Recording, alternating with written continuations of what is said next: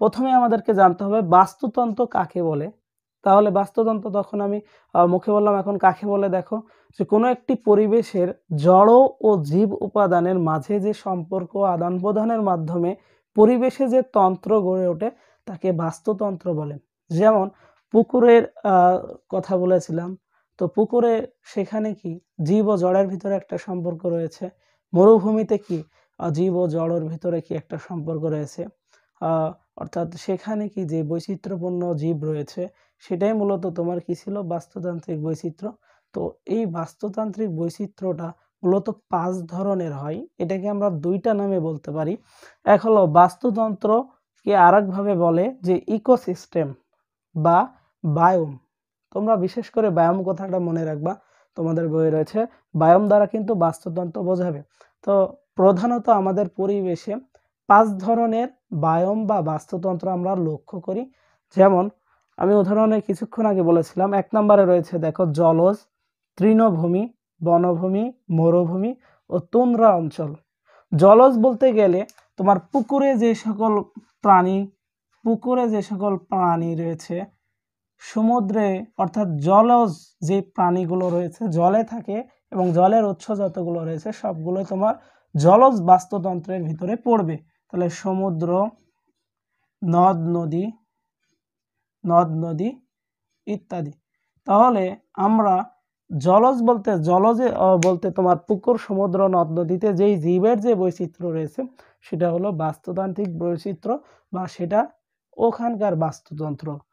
তাহলে জলজ বললে আমরা এই সকল পানির উৎসগুলো বুঝবো। এরপর তৃণভূমি, যেখানে তোমার সবুজ ঘাস রয়েছে, অর্থাৎ সবুজ বিচরণযোগ্য সবুজ ঘাস রয়েছে, সবুজ ঘাস, সেইটা মূলত তোমার তৃণভূমি অঞ্চল বলতে পারো। এরপরে দেখো বনভূমি, অর্থাৎ বলতে পারো সুন্দরবন।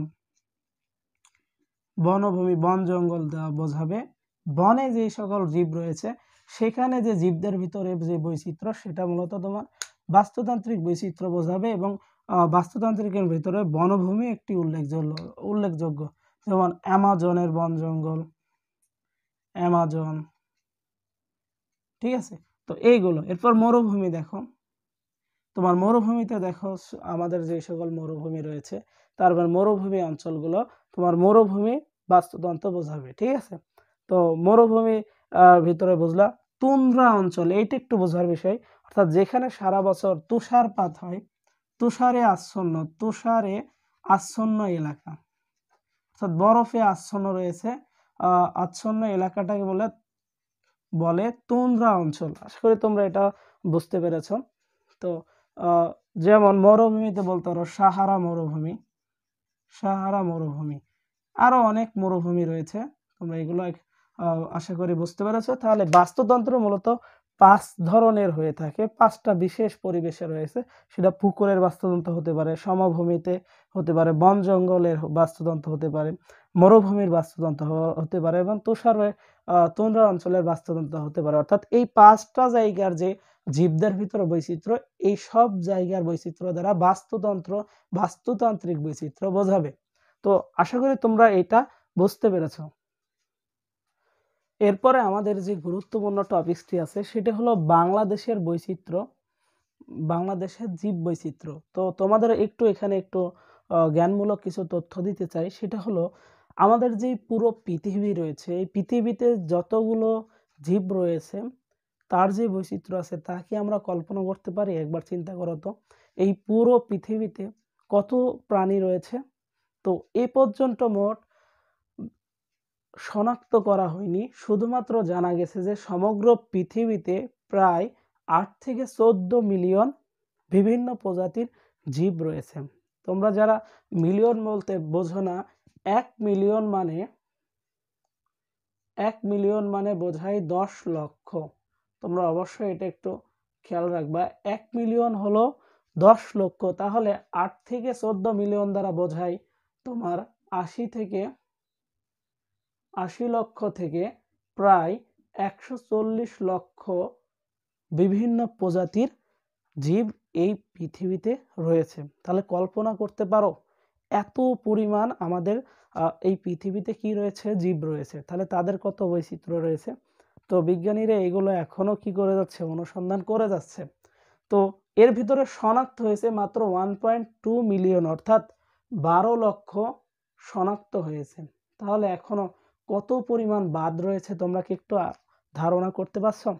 তো এই যে দেখো, এই পুরো পৃথিবীর যে জীববৈচিত্র্য তার সাথে বাংলাদেশের যে জীববৈচিত্র্য রয়েছে সেটা মূলত খুবই সুন্দর। তোমরা যদি দেখো আমাদের এই ষড়ঋতুর দেশে কত ধরনের পশু পাখি জীববৈচিত্র্য রয়েছে, তোমরা এটা কল্পনা আশপাশে দেখলেই বুঝতে পারবে। আমাদের সুন্দরবনে রয়েছে রয়্যাল বেঙ্গল টাইগার, সুন্দর সুন্দর হরিণ, তাই না? এছাড়াও একসময় আমাদের এই বাংলাদেশে নীলগাই, ঘড়িয়াল, রাজশকুন নামে বিভিন্ন জীব থাকতো। তো এগুলো কালের আবর্তনে কি হয়ে গেছে? বিপন্ন হয়ে গেছে। এর জন্য মূলত আমরাই দায়ী।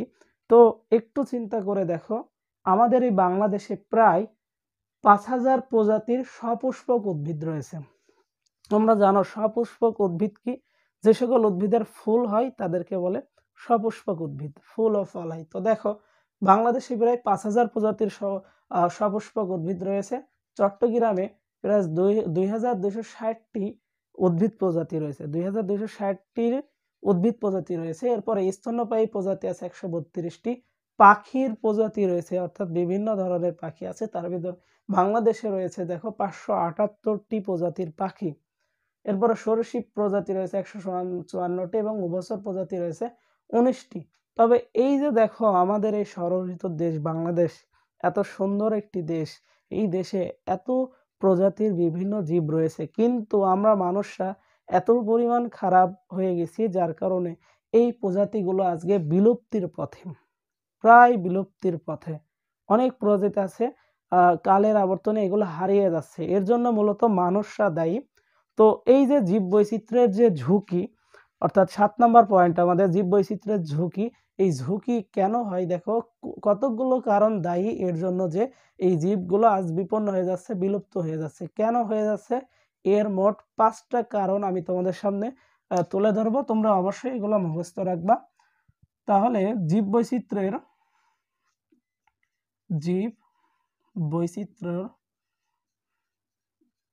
জীববৈচিত্র্যের ঝুঁকি দেখো, 5টি ঝুঁকি আমি তোমাদের সামনে দেখাবো।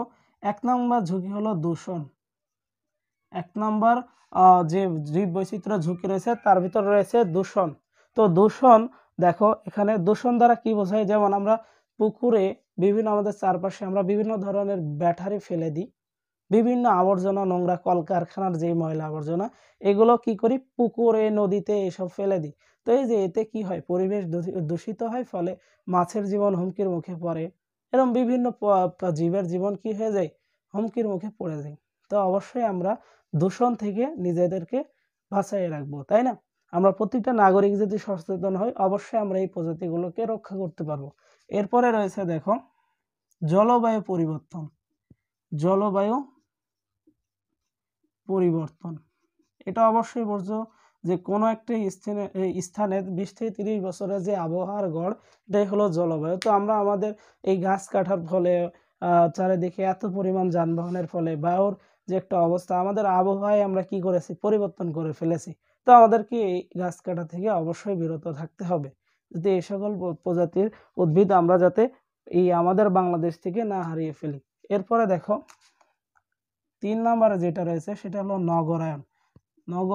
নগরায়ন হলো আমরা যে এই যে গাছপালা কেটে বিভিন্ন কলকারখানা তৈরি করছি, বিভিন্ন বাড়িঘর তৈরি, দালান কোঠা তৈরি করছি, মূলত এটাই হলো নগরায়ন।